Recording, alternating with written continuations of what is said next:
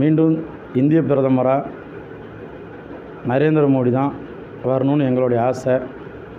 ஏன்னா அவர் இந்த இந்திய மக்களுக்காக அனைத்தையும் விட்டு கடுமையாக 18 மணி நேரம் உழைக்கிறாரு. ஏன்னா இந்தியாவை வல்லரசான நாடாக உருவாக்கணும்னு இப்போ வரைக்கும் போராட்டுகிறாரு. அதனால் உலகத் தலைவர்களே சிறந்த தலைவர் என்ற பேர் எடுத்துனுக்கிறாரு. அதனால் மீண்டும் பிரதமர் மோடி தான் வரணும். அது எங்களுடைய ஆசை. அது வந்தால் தான் நம்ம இந்திய நாடு வல்லரசு ஆகுன்றது என்னுடைய கருத்து. இந்தியாவுக்கு பிரதமராக வரணுன்னா ராகுல் காந்தி தான்.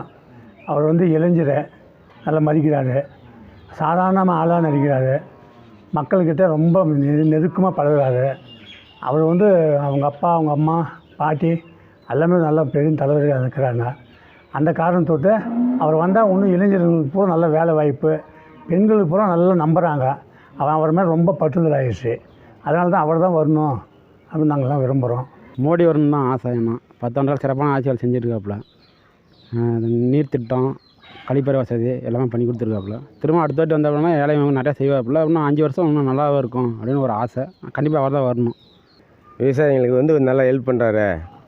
வீதிங்களுக்கெல்லாம் தண்ணி பைப் போடுறாரு, நல்லது செய்கிறாரு, வீட்டுக்கு லோன் கொடுக்குறாரு. அவரே இன்னொரு 10 ஆண்டு, இன்னொரு 5 வருஷம் வந்தால் நல்லாயிருக்கும் அப்படின்னு நாங்கள் விரும்புகிறோங்க. வருஷத்துக்கு 6000 போடுறாரு, வீடுங்களுக்கெல்லாம் கழிப்பறை கட்டி கொடுக்குறாரு, தண்ணி பைப் போட்டுருக்குறாரு. அவர் வந்தால் நல்லா இருக்கும்னு நினைக்கிறேங்க.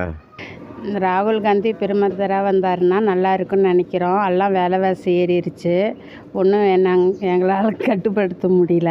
சிலிண்டர் விலைலாம் ஏறிடுச்சு, எந்த பொருள் வாங்கினாலும் விலை அதிகமாக இருக்குது. 1 கிராம் தங்கம் கூட வாங்க முடியாத சூழ்நிலையில் இருக்கிறோம்.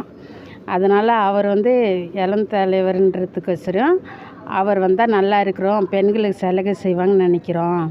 பெண்களுக்கு ஏதோ உதவி செய்வாங்கன்னு நினைக்கிறோம். அதனால அவங்க வரட்டும்னு நினைக்கிறோம். பாதகம் செய்பவரை கண்டால் நாம் பயங்கொள்ளலாகாது பாப்பா.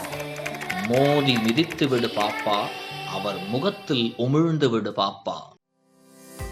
அண்மை செய்திகளை உடனுக்குடன் தெரிந்து கொள்ள இணைந்திருங்கள் இயம்நாடு தொலைக்காட்சியுடன்.